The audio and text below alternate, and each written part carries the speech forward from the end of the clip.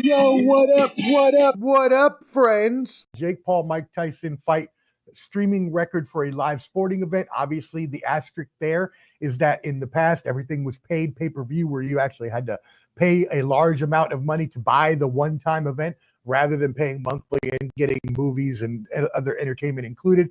Netflix said it posted an estimated average minute audience of 108 million live global viewers, building on the previous reported figures of 65 million concurrent streams and 60 million households. So that's streaming and household buys around the world.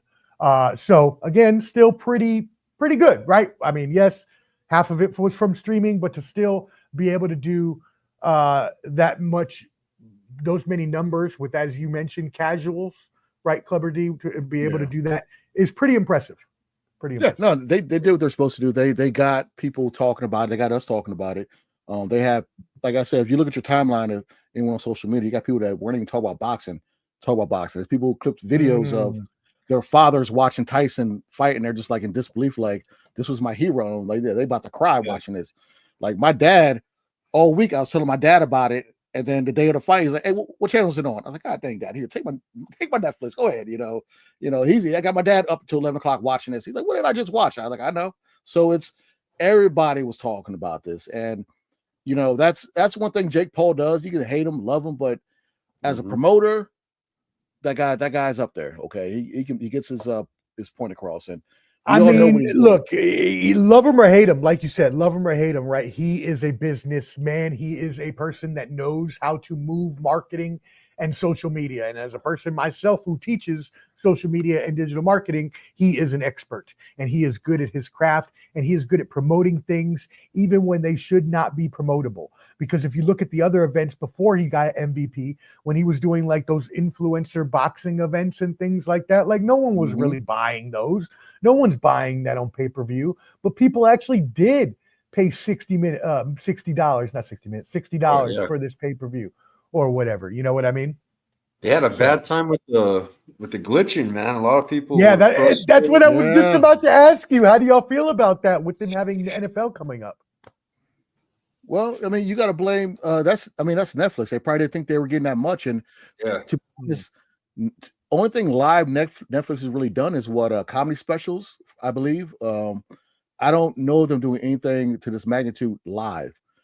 So this is a trial run. To be honest, this is a trial run for Raw, because WWE Raw is going to be a month or whatever. So January.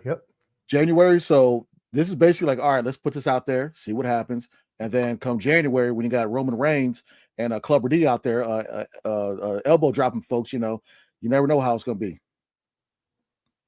You want to hear that? Okay. No, I heard you.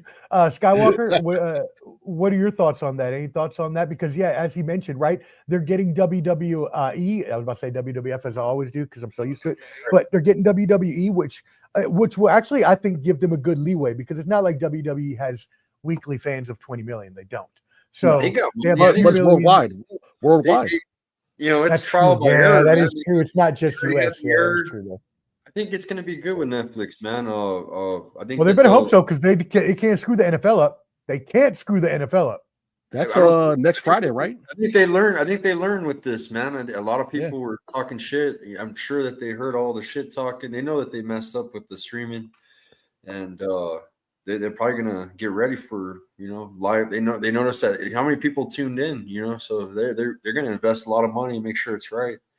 So Amazon, they do one championship fighting over there in I think it's not Philippines, but it's Singapore. They do the one fighting over there where it's Muay Thai, MMA, kickboxing, and they stream a lot of live events on Amazon. And I'm thinking Amazon's looking at Netflix, seeing what they're doing as far as the viewership.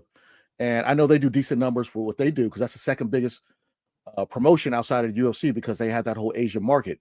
I'm wondering if they're going to let PBC do any free events, because I saw that Benavidez versus Morrell is going to be pay-per-view, which is a hardcore us hardcore boxers, we want that fight. We love that fight. I heard Canelo hating on it, but that's fine.